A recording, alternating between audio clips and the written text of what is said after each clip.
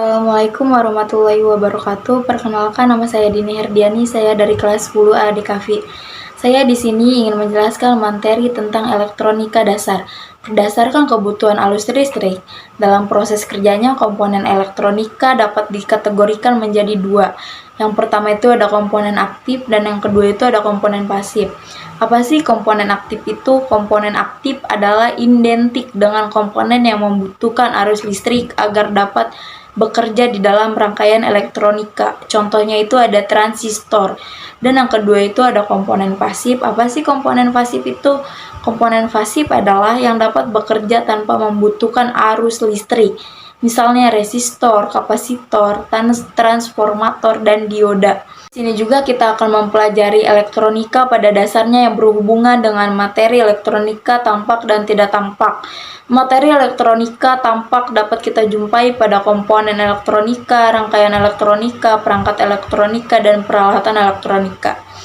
Alat untuk menguji dan mengukur komponen elektronika bernama multimeter. Atau di sini akan menjelaskan tentang elektronika dasar kelistrikan. Kelistrikan identik dengan sifat benda yang muncul dari adanya muatan listrik. Suatu benda dinyatakan bermuatan listrik negatif jika kelebihan elektron dan bermuatan positif jika kekurangan elektron. Secara alami, muatan listrik positif selalu mengalir dari titik berpotensial tinggi menuju potensi rendah. Elektronika dasar resistor. Komponen listrik yang memiliki dua pin dan didesain untuk mengatur tegangan listrik dan arus listrik. Komponen ini berfungsi untuk mengatur aliran arus listrik. Jenis-jenis resistor tetap itu ada resistor kawat, resistor batang karbon, resistor keramik, resistor film karbon, dan resistor film metal. Sedangkan jenis-jenis resistor variabel itu ada VTC, LDR, dan NTC. Ada elektronika dasar kapasitor. Kapasitor adalah komponen listrik yang digunakan untuk menyimpan muatan listrik. Tipe kapasitor itu ada kapasitor polar, kapasitor non-polar, kapasitor variabel, dan kapasitor trimer. Apa sih perbedaan kapasitor polar dan non-polar? Kapasitor polar ini terbagi menjadi dua, ada kapasitor elektrolit dan kapasitor tantalum. Tegangan keduanya sangat rendah antara 6,3 volt sampai 35 volt. Kalau kapasitor non-polar memiliki rating tegangan paling kecil 50 volt, tetapi yang sering digunakan biasanya memiliki rating 250 volt. Dan juga ada kapasitor variabel, biasanya ini digunakan di dalam rangkaian tuning radio. Nilai kapasitasnya relatif kecil, biasanya antara 100 VF dan sampai 500 VF. Kalau kapasitor timer adalah ukuran mini dari kapasitor variabel. Nilai kapasitor ini biasanya kurang dari 100 VF. Di sini juga ada beberapa gambar simbol kapasitor. Gambarnya di selanjutnya ya.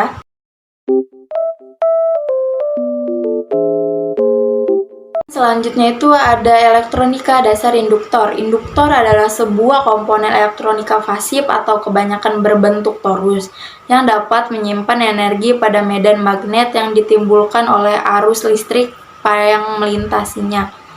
Induktor pada rangkaian DC dapat digunakan untuk memperoleh tegangan DC konstan terhadap fluktuasi arus. Sedangkan induktor pada rangkaian AC mampu meredam fluktuasi arus yang tidak diinginkan. Setelah ini juga bakal menunjukkan ada contoh gambar induktor. Dan selanjutnya itu ada dioda. Dioda adalah komponen aktif dua kutub yang pada umumnya bersifat semikonduktor yang memperbolehkan arus listrik mengalir ke satu arah atau kondisi panjar maju dan menghambat arus dari arah sebaliknya atau kondisi panjar mundur. Komponen ini berfungsi untuk membuat arus listrik mengalir pada satu arah saja.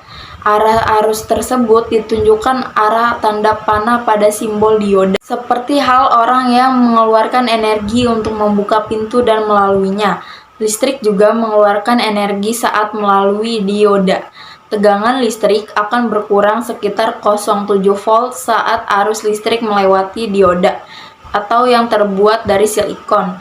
Dioda Revisier. Dioda jenis ini digunakan dalam rangkaian power supply. Dioda tersebut berfungsi untuk mengubah arus bolak-balik ke satu arah. Rectifier. Dioda jenis ini digunakan dalam rangkaian power supply. Dioda tersebut berfungsi untuk mengubah arus bolak-balik ke arus searah. Rating maksimum arus yang dapat dilewatkan dengan 1A atau dengan 50 V atau lebih besar. Berikut ada contoh gambar dioda rectifier. Selanjutnya ada dioda Zener. Dioda ini digunakan untuk memperoleh tegangan yang tetap, sudah berada di daerah breakdown, dan meski hanya nilainya berubah-ubah, asalkan berada di daerah breakdown, maka tegangan dioda Zener tersebut itu tetap. Dan berikut itu ada gambar contoh Zener diode ya.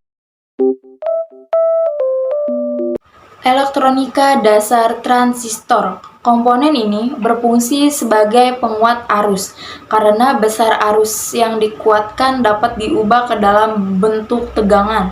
Maka dapat dikatakan juga bahwa transistor dapat menguatkan tegangan. Ada dua jenis transistor, yaitu NPN dan PNP. Apa sih NPN itu? NPN itu adalah negatif positif negatif, dan PNP itu ada positif negatif positif. Selanjutnya bakal ada perbedaan gambar PNP dan NPN. Elektronika dasar transformator. Transformator adalah peralatan listrik yang mengubah bentuk energi listrik menjadi suatu bentuk energi listrik yang lainnya. Nilai tegangan listrik yang dihasilkan oleh transformator ditentukan oleh kebutuhan energi listrik.